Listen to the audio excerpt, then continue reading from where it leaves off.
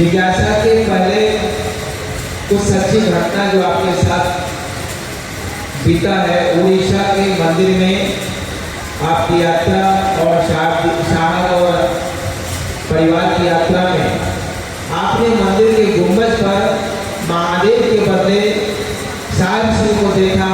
इस घटना को विस्तार रूप से हम लोगों को जानकारी देने की कृपा करें। आपका अधिकार है मामा, कृपा करो हाथ से बोलिए। ऐसा है कि पहले लोग तो बाहर रहते थे, सिंगापुर रहते थे हम लोग, वहाँ से जब जॉब कराए बेटी छोटी थी 5-6 महीने की थी, तो साहब ने कहा कि आप उड़ीसा गई हैं, पूरी समुद्र का किनारा है पूरी, आपने सुना होगा, वहाँ का फेमस जगन्नाथ मंदिर है।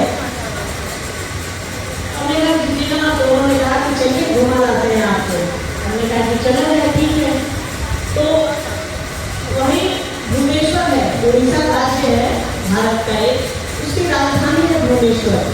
वहाँ एक बहुत पुराना शिव मंदिर है, जैसे पशुपतिनाथ है ना आपके यहाँ काठमांडू में, मुझे लगता है इससे भी पुराना मंदिर होगा वो, कि कलिंगराज मंदिर कहते हैं उसको। इतना पुराना मंदिर है। साहब भी आप लोगों को मालूम है, इतिहास के विद्यार्थी थे, हम भी इतिहास के विद्यार्थी रहे। तो दोनों को था कि वो मंदिर देखा जाए। ध्यान रखिएगा, मंदिर जाने के लिए मैं आपको नहीं कह रही, मंदिर नहीं जाने के लिए मैं आपको नहीं कह रही, यह आपका विवेक है, क्योंकि ये मेरी अनुभूति है, मंदिर की अनुभूति है, तो मंदिर शब्द को बीच में आएगा ही। ये आपकी मर्जी है कि आप मंदिर जाएंगे या नहीं जाएंगे। तो हमने कहा कि पापा साहब हमने कहा कि चला जाए भुवनेश्वर, वहाँ लिंगराज टेम्पल भी हम देख लेंगे। मंदिर तो बहुत पुराना मंदिर है, बहुत फेमस है। उसमें नक्काशी समझते हैं ना, थोड़ा सा कलाकारी, तो कलाकारी बहुत की गई है उसमें, तो वही देखना था हम लोगों को। इतिहास में उन्होंने पढ़ा था कि वो उस मंदिर में छोटी छोटी नक्काशी की गई है, उसके लिए वो बहुत प्रसिद्ध है, फेमस है। तो पापा ने कहा कि चलिए, हम लोग भुवनेश्वर पहुँचे। ये बहुत छोटी थी, 4 महीने की होंगी। तो साहब तो मंदिर बिल्कुल नहीं जाते, हम लोग भी नहीं जाते हैं, पर वो मंदिर देखने की इच्छा थी, तो मैंने कहा कि चला जाए अंदर। तो साहब ने कहा मैं नहीं जाऊँगा, आप लोग जाइए। तो हम लोग साहब, मंदिर सर, भैया, अनु भैया और एक दो और भाई लोग बाहर रुक गए, नारियल पानी पीने लगे। हम लोग मंदिर के अंदर चले गए। हम लोग थे, भाभी पक्का भाभी थे, नहर थे, मोहबाऊ थे, और एक दो और परिवार के लोग, भाई लोग, सबको अपने यहाँ। ये हमेशा याद रखिएगा कि साहब का परिवार आप हैं, ठीक है। साहब के परिवार की जो चढ़ दीवारी है उसके अंदर आप हैं। तो हमारा पूरा परिवार, कुछ लोग बाहर रहते हैं, कुछ लोग अंदर, हम लोग मंदिर आ गए। तो बड़का भाभी ने कहा कि चलो अंदर चलते हैं। हमने कहा कि नहीं भाभी आप जाइए, हम बाहर ही रहते हैं, मतलब मंदिर के कैंपस के अंदर होता है। एक तो मेन मंदिर होता है, उसका जहाँ गर्भगृह होता है, और एक मंदिर के बाहर। तो भाभी ने कहा चलो अंदर चलते हैं। हमने कहा नहीं आप तो जाइए, नहीं ठीक है। तो वो तो अंदर चली गई और अंदर चले गए, मैं बाहर ही बैठ गई मंदिर के ठीक बाहर। और चूंकि पुराना मंदिर है तो टीला टाइप का भी है, कहीं ईटा का ढेर लगा हुआ है, कहीं मिट्टी का ढेर लगा हुआ है। उसी पर जाकर ठीक सामने में जाकर के बैठ गए, जैसे ऐसे जैसे आप बैठे हैं वैसे मैं, मंदिर सामने है और मैं यहाँ हूँ। तो मंदिर, हमारा मंदिर तो इस तरह का होता है ना, ऊपर वो रोगिला टाइप का निकला हुआ, तो बहुत वो एक्चुअली मंदिर इसलिए भी फेमस है कि सबसे लगभग सबसे ऊंचा मंदिर है इंडिया का, जहाँ तक हम लोगों को जानकारी है। 164 मीटर ऊंचा है शायद, जहाँ तक लगता है। तो मंदिर तो ऐसे रहता है, ऊपर देख रही थी, उसकी नक्काशी को देख रही थी, और मन में यही लग रहा था, यही ऐसे करके देख रही, बहुत ऊंचा मंदिर है, ऐसे ही देख रही थी, और मन ही मन कह रही थी यही लिंगराज मंदिर है। तब तक मंदिर के दीवार पर, हमें ऐसे को उठा रहता है, उस दीवार पर साहब का चेहरा उभरा और उन्होंने कहा मैं भी तो हूँ यहाँ, मैं भी तो हूँ यहाँ। तो झट से मुझे लगा क्या है, ये तो बाहर की तस्वीर है। फिर अचानक से लगा कि साहब तो बाहर है, तो मतलब बहुत जल्दी जल्दी मेरे दिमाग में चल रहा था, मैं भी तो, मतलब अचानक से उनका चेहरा उभरा और मेरा एकदम, मतलब कोई बल्ब कैसे चलता है वैसे चल गया, और वो कह रहे हैं मैं ही तो हूँ यहाँ। आगे का दिमाग है ना, वो जल्दी जल्दी काम करता है, जब इस तरह की चीजें आपको दिख जाएंगी ना, या चलते चलते सांप दिख जाएगा, तो कैसे जल्दी जल्दी हम लोगों का दिमाग काम करता है, क्या करें क्या नहीं करें, क्या करें, वैसे मेरे दिमाग में चल रहा था, अरे पापा तो बाहर है, यहाँ कैसे दिख रहे हैं। तो फिर हम लोग फिर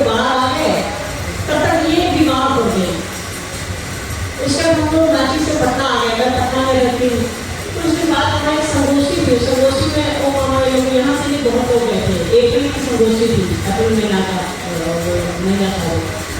तो वहाँ संगोष्ठी में जब हम लोग गए तो हमने साहब को घर नहीं रहा, क्या क्या खेला करते रहते हैं, कहते हैं कि नहीं तो यहाँ हूँ यहाँ। तो उन्होंने हंस कर कहा, अरे बाबू तो ये सर, मतलब साहब हमारे ऐसे हैं कि उनको आप कुछ भी कह दीजिए, उनको कोई फर्क नहीं पड़ रहा। वो हमारे आपके लिए, अंग्रेज लोगों के लिए धरती के शिव हैं, कहीं से कोई बड़ा नहीं है। पर फिर भी वो आदमी एक धोती और एक शर्ट में पूरी जिंदगी बिता दिया। और क्या चाहिए उनके जैसा बनने की हम आप कोशिश करें। धरती पर वो शिव जैसे हैं फिर भी सामान्य हैं, हमसे आपसे भी सामान्य हैं। उनको अगर कोई देख ले, उनको अगर तस्वीरों को कोई नहीं देखा है, तस्वीर में साहब को किसी ने नहीं देखा है, तब तो उस महासाधु को पहचान भी नहीं पाएगा। यही साहब हरिचरण जी हैं, ऐसे हैं हमारे आपके साहब।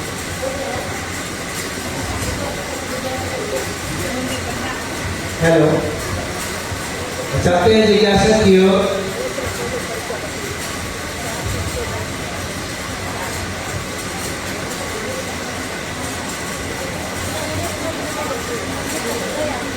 जिज्ञासा है, साहब के द्वारा लिखित पुस्तक आओ चले शिव की ओर में लिखा गया है कि शिव शिष्यों का स्पष्ट प्रयोजन है कि स्वयं शिव की शिष्यता को धारित करें एवं दूसरे को भी शिव गुरु की दया के आश्रय में ले जाने का प्रयास करें। तो दीदी कैसे दूसरे को शिव गुरु के दया की ओर आश्रय में ले जाएं, यह बताने की कृपा करें। साहब की पंक्ति है ये, आओ चले शिव के ओर जो पुस्तक है, जो ग्रंथ है हमारा आपका, उसकी लाइन है ये, कैसे हमारा आपका मन, कृष्ण का मन कैसे गुरु के आश्रय में जाएगा। गुरु का आश्रय मतलब गुरु की छाया, गुरु के समीप, गुरु की छाया में, गुरु की छांव में कैसे जाएगा, गुरु के नजदीक कैसे जाएगा, ऐसे समझिए इसको। तो जो साहब कह रहे हैं वो करिए, गुरु के आश्रय में हमारा आपका मन रहेगा। साहब ने 3 सूत्र दिया है, साहब ने कहा है कि तुम पहला सूत्र करो, दूसरा तीसरा तो खुद हो जाएगा। पहले अपना तो समझिए, जैसे आप अपना समझेंगे वो आपको अपना समझेंगे। हमारा आपका मन कहीं ना कहीं उस गुरु के आश्रय में है, तभी तो हम आप में बैठे हैं। ऐसा तो हो ही नहीं सकता कि आप किसी काम को बेमन से करिए, पिछले 5 घंटे तक हम बैठे नहीं जमीन में, बताइए। कहीं ना कहीं हमारा मन शोक चल रहा है, तभी तो है, तभी तो हम आप तेज धूप में भी निकल जाते हैं लोगों को बताने के लिए, विष्णु मेरे गुरु में आपके भी हो सकते हैं। तेज ठंड रहती है, बरसात रहती है, आप निकल जाते हैं, क्यों निकल जाते हैं?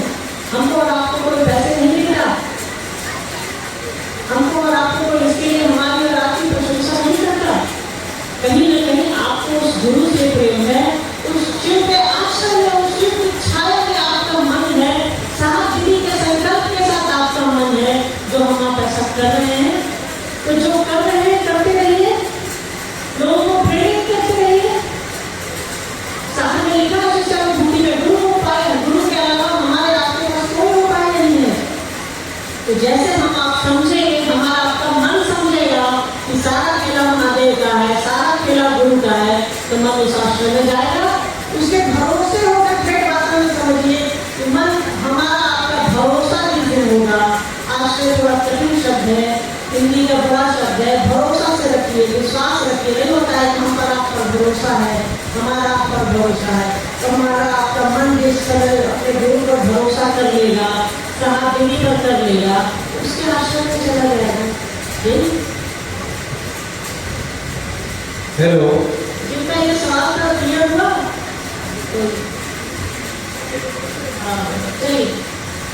जिज्ञासा है,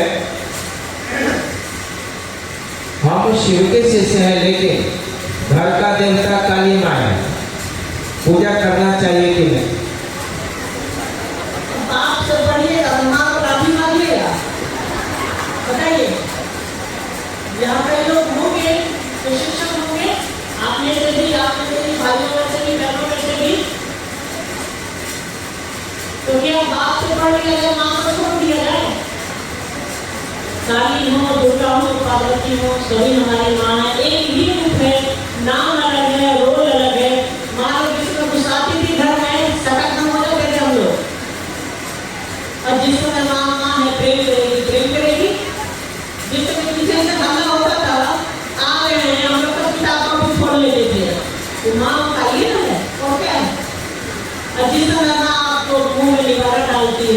वो माँ है, वही माँ है उसका रोल बदल रहा है, वही पिता है जो हमको और आपको पढ़ा रहा है। तो मास्टर की कुर्सी पे छड़ी लगा देगा, सोफा लगाएगा ना।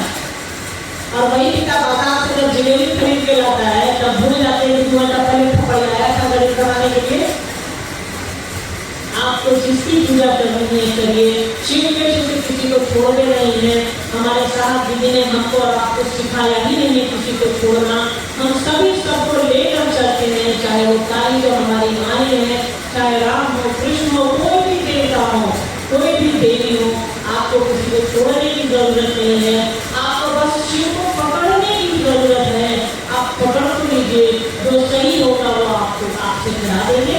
और जहाँ तक काली की पूजा करने का सवाल है, काली जैसी देवी को धरती पर कोई नहीं, इतना स्नेह है उनको। आपके साहब को वो इतना मानती है, तो जब आपके साहब को वो इतना प्रेम करती है तो हम आपको के भी बच्चे हैं। तो किसी को छोड़ने की आवश्यकता नहीं है, आपको जो करना है करिए, पर आप महादेव को अपना करिए। जिज्ञासा के क्रम में पुनः जिज्ञासा है, चैतन्य के बिना मंत्रों का परिणाम प्राप्त नहीं होते हैं। चैतन्य के बिना मंत्रों का परिणाम प्राप्त नहीं होते हैं। तो नमः शिवाय से गुरु को प्रणाम में चैतन्य में क्या है? आपकी किताब की लाइन है,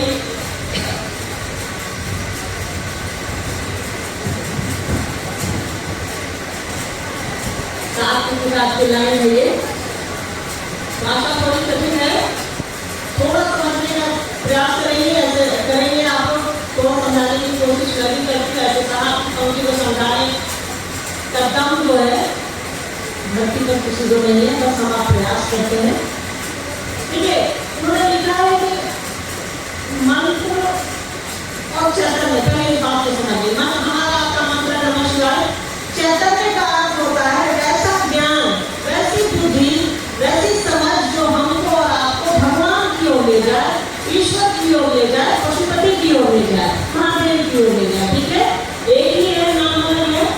तो वैसा ज्ञान, वैसा नॉलेज, वैसा काम जो हमको और आपको, जैसे घर में भी मान लीजिए हमको कोई सब्जी बनाने नहीं आती है तो मुझको सिखा रहा है, तो सब्जी बनाना जो सिखा रहा है उसकी बात।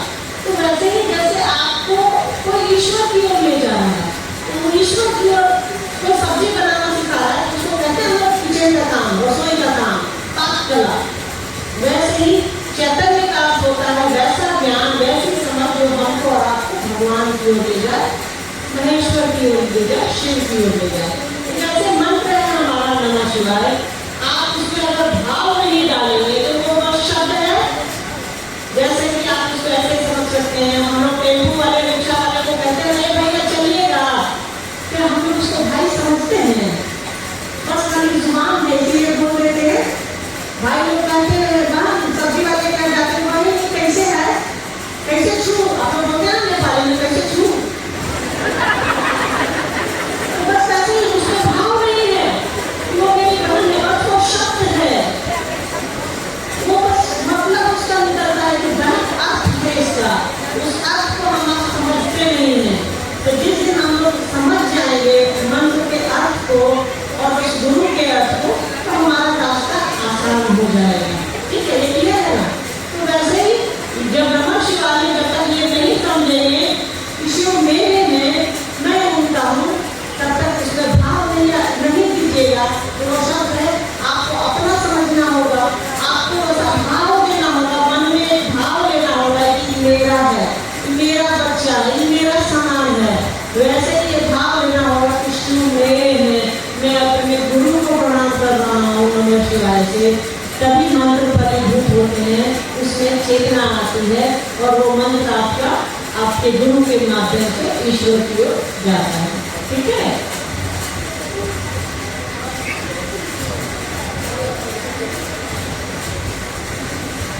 पुनः जिज्ञासा है, शिव गुरु महोत्सव या कार्यशाला में साहब दीदी के बाद अन्य किसी का भी तस्वीर लगाना क्या उचित है?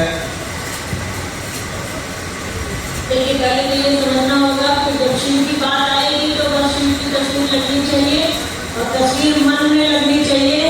मंच पर लग करके भी कोई फायदा नहीं है अगर हमारे आपके मन में साहब दीदी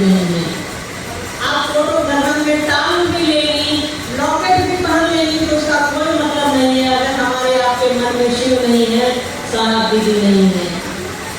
और जहां तक किसी तीसरे की तस्वीर लगने की बात है, तो कौन है बंधु जरा बताइए। शिव सीता में अगर किसी की तस्वीर लगेगी तो वो साहब श्री हरिंद्रानंद जी हैं और दीदी नीलम आनंद जी हैं, और तीसरा कोई नहीं है। आपको लगाना है लगाइए, जो करना है करिए, आप स्वतंत्र हैं, पर ये याद रखिएगा आप आध्यात्मिक अपराध करने की ओर आगे बढ़ रहे हैं, ये ध्यान रखिएगा। हेलो, जिज्ञासा है कि शिव को गुरु माने हुए लगभग 22 साल हो गया है, 3 सूत्र के दाता साहिब जी हैं, फिर भी मेरा मन क्यों नहीं समझता है, इसका क्या कारण हो सकता है, इसे समझाने का प्रयास करें। 22 साल में एक बच्चा जवान हो जाता है और उसकी शादी की उम्र हो जाती है, और अभी तक आप ये नहीं समझे हैं, ये मेरा सवाल है। अभी अपना समझ करके भी तो समझिए उसको। अभी थोड़ी देर पहले पिछला सवाल याद रखिए, मंत्र में अगर चैतन्य नहीं होगा तो उसके देवता से आप एक मिनट नहीं होंगे। तो शब्द में गुरु है, साहब है, दीदी है करना है। तब साहब ने तो इसको भी कह दिया है कि आप अविश्वास और अंधेरे में ही चल रहे हैं, आप चलिए तो सही। गीत है हिंदी में आप लोगों ने सुना होगा, एक दिन कहते कहते तुमको हमसे मोहब्बत हो जाएगी। आप कैसे कह रहे हैं कि आपको मोहब्बत नहीं हुई है?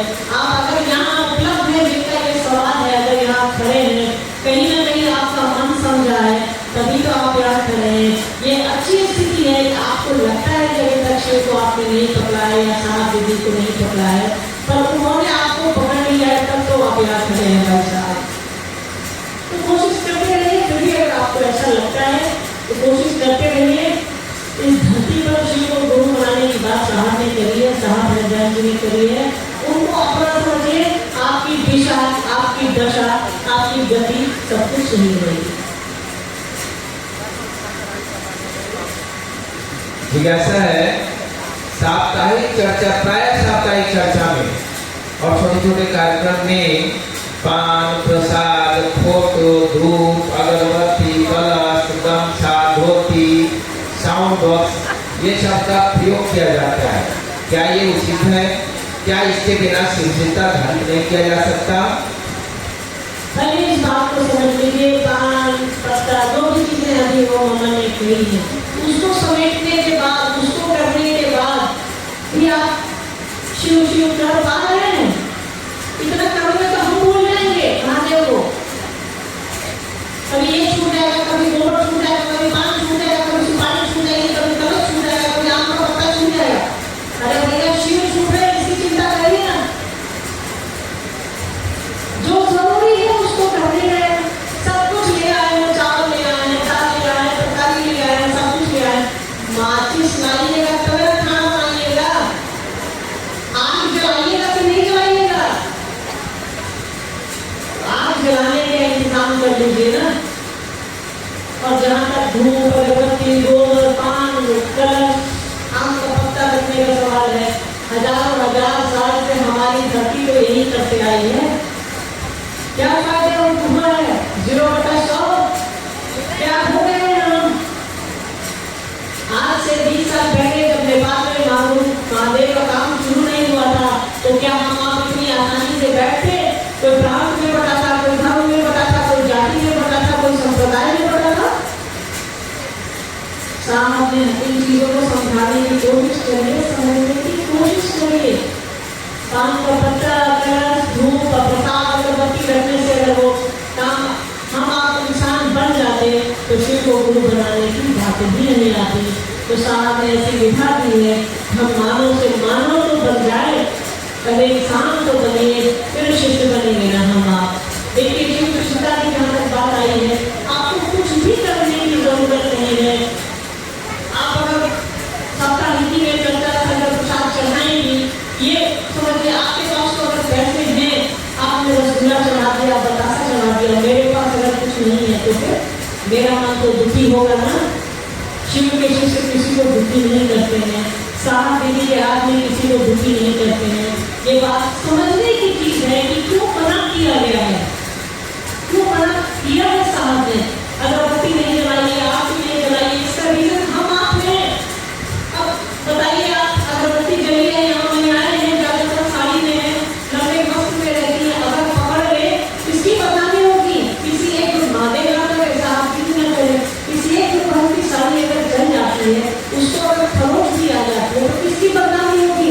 हमको और आपको कोई नहीं जानता है, उस गुरु की बदनामी होगी, साहब दीदी की बदनामी होगी।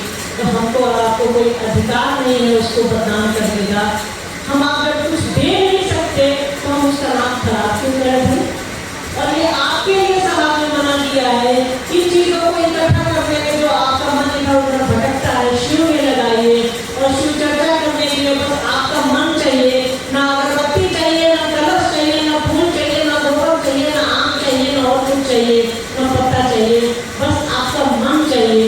आप अपने मन को उस गुरु के पास को ले जाएं, उस परमात्मा की ओर तो ले चले अपने मन को। इसी से आपका जीवन आगे बढ़ना है, इसी से सारा कुछ होना है। जिज्ञासा है कि फील्ड में जाते हैं तो गुरु भाई गुरुगण मान सम्मान प्रतिष्ठा के प्रति बहुत ज़्यादा सचेत रहते हैं। वो कहते हैं पुराने गुरु भाई और बहुत सारे गुरु भाई ये कहते हैं कि जब तक हम जाएंगे नहीं चर्चा शुरू नहीं करना है, हम जाएंगे तभी चर्चा शुरू करना है, हम जाएंगे तभी महादेव का दया उतरेगा, हम पहुंचेंगे तभी गुरु कार्य होगा। जब तक हम नहीं जाएंगे तब तक चर्चा शुरू नहीं करना बिना मेरे इजाजत का। क्या उचित है? जिज्ञासा पहले करते हम भी अपने लिए यही लागू कर लेते।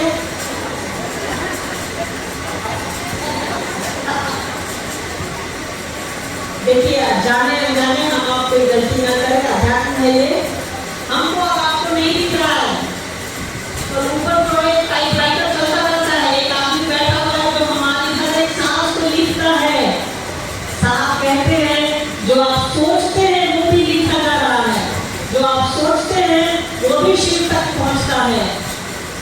इस तरह की गलती से हमको और आपको बचना चाहिए। आपको अपने घर में जो करना है करिए, आपको अपने पर्सनल लाइफ में जो करना है करिए। पर साहब इस बनाई गई विधा को क्यों छेड़ रहे हैं भैया? आप महादेव का काम करिए ना, ऐसे ही लोग इज्जत दे देता है। आजकल तो बेटा बाप को इज्जत नहीं देता है, गुरु भाई गुरुजन तो रोड के उस किनारे से आपको हाथ उठा करके प्रणाम करते हैं। कहाँ ले जाइएगा इतना प्रेम, कहाँ रखिएगा इतनी इज्जत? अब इसके अलावा भी कुछ चाहिए तो गलत नहीं कीजिए, साहब दीदी है, लेकिन देखिए ये उनका काम है और वो देख रहे हैं, उस काम को नहीं छेड़िए। अन्यथा आप खुद समझ सकते हैं किसी चीज की अच्छाई क्या है, किसी चीज की बुराई क्या है।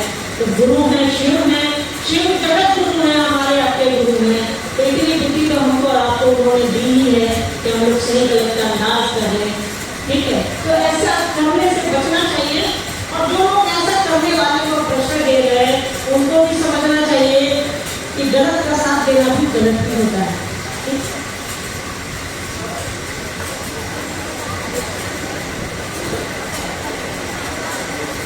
हेलो, हमारे बीच एक पुस्तक है अमीर आखर और ललित जी के द्वारा ही लिखा गया है। उसमें पेज नंबर 51, पेज नंबर 62, ये सब में एक आईना वाली घटना है। ये क्या घटना है आईना वाली? जो साहब आईना में अपना तस्वीर देखते हैं तो इसको प्रश्न करेगा कृपा किया। देखिए वो जो किताब साहब की जीवनी है तो उसमें साहब के जीवन के बारे में हम लोगों ने लिखा है। तो मराठी का नाम आप लोगों ने सुना होगा, दीदी माल का जो घर है, दीदी जी का जो हमारा ननिहाल है। तो वहाँ एक बार रात में साहब और दीदी टहलने को निकले बाहर। तो थोड़ा घर के पीछे मनातू बंगला करके, मनातू गढ़ करके उसको बहुत बड़ा है वो। तो उसके पीछे एक बगीचा है आम का, वहीं एक मलन टाइप का एक आदमी, रात में साबुन टाइप का एक आदमी बैठा हुआ था, जिसको पी पापा कहते हैं, वो बैठा था। तो ये लोग वहाँ पहुँचे तो माँ कुछ पूछने लगी उनसे। हाँ, उन्होंने कहा साहब के बारे में कि ये देखिए ये अपने आप को, मतलब पापा के बारे में उन्होंने कहा।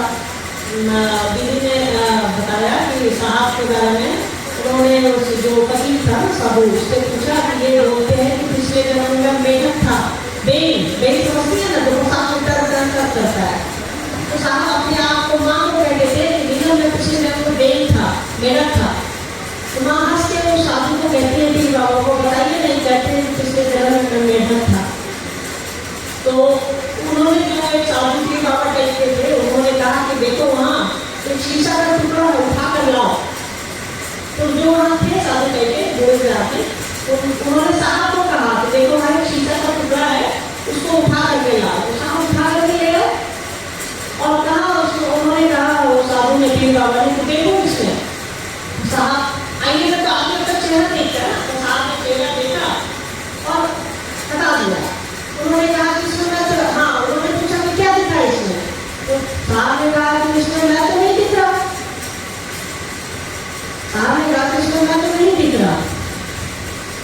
तो साधु ने पीर बाबा ने कहा कि आईना झूठ नहीं बोलता है, दर्पण मतलब शीशा झूठ नहीं बोलता है।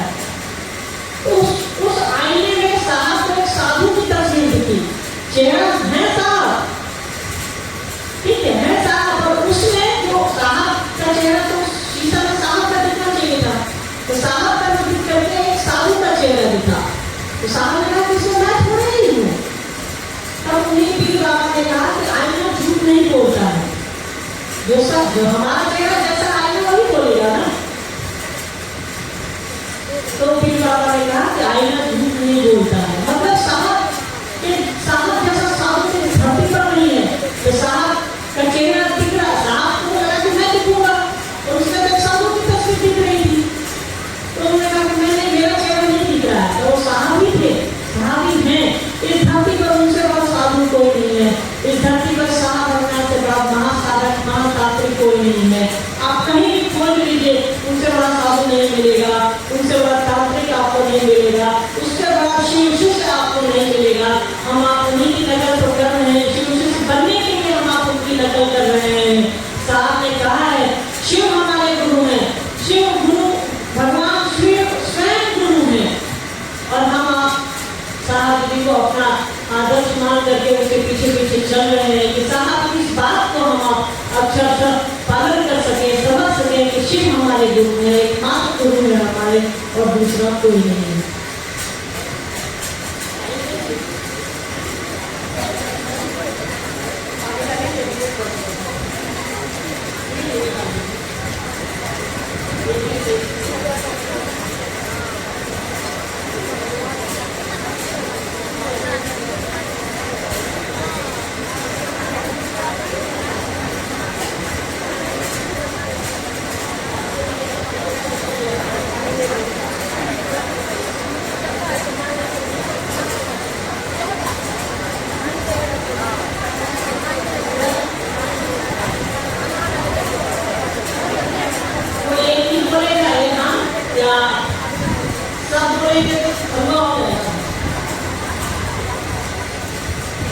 जिज्ञासा है कि 3 सूत्र में गुरु की दया, गुरु की चर्चा, गुरु को नमन में गुरु की दया को पहले क्यों रखा गया है, जबकि घटना तो अलग अलग घटा है, अलग अलग टाइम में।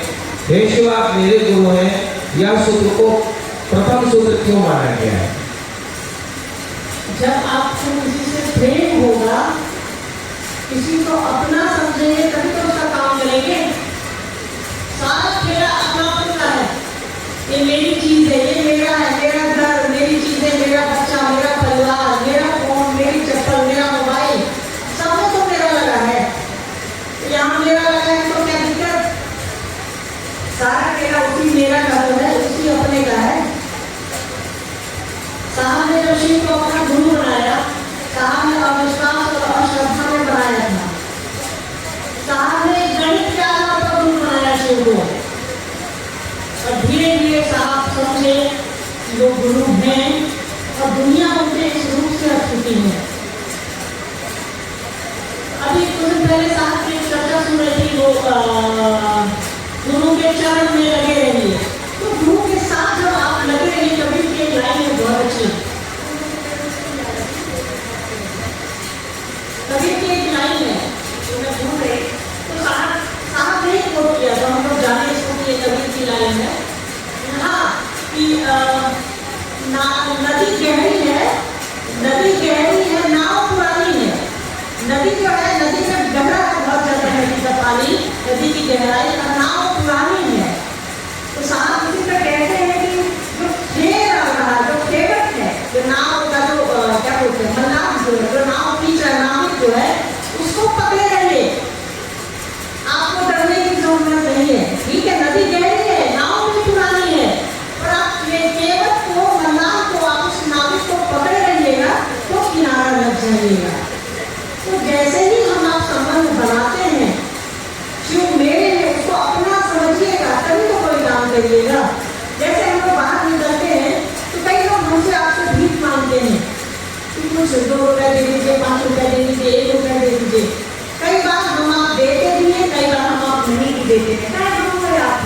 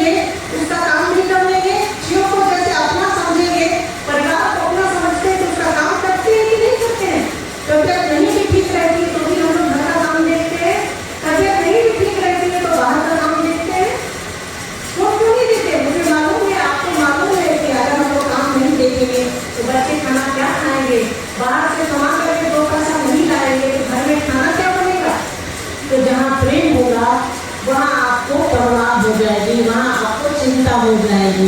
इसीलिए साहब ने प्रेम को पहली सीढ़ी माना, प्रेम को पहला स्थान दिया। साहब ने उसकी अनुभूति में लिखा है तो मनुष्य के सहज प्रेम से परमात्मा लभ्य है। इसका अर्थ है कि जो चीज हम आप दुनिया में ले करके आए हैं उसके लिए हमको आपको कोशिश नहीं करनी है, परमात्मा उससे लभ्य है, हमको और आपको मिल सकता है। इसीलिए साहब ने शिव को अपना समझने की बात सबसे पहले की कि आप जिस दिन उसको अपना समझिएगा सारा काम हो जाएगा। आप अपना समझ के तो देखिए, आपको ऐसी लगन लग जाएगी कि ठंडा गर्मी बरसात कुछ भी होगा, आप महादेव की बात किए बिना रह ही नहीं पाएंगे, आप साहब दीदी की बात किए बिना रह ही नहीं पाएंगे।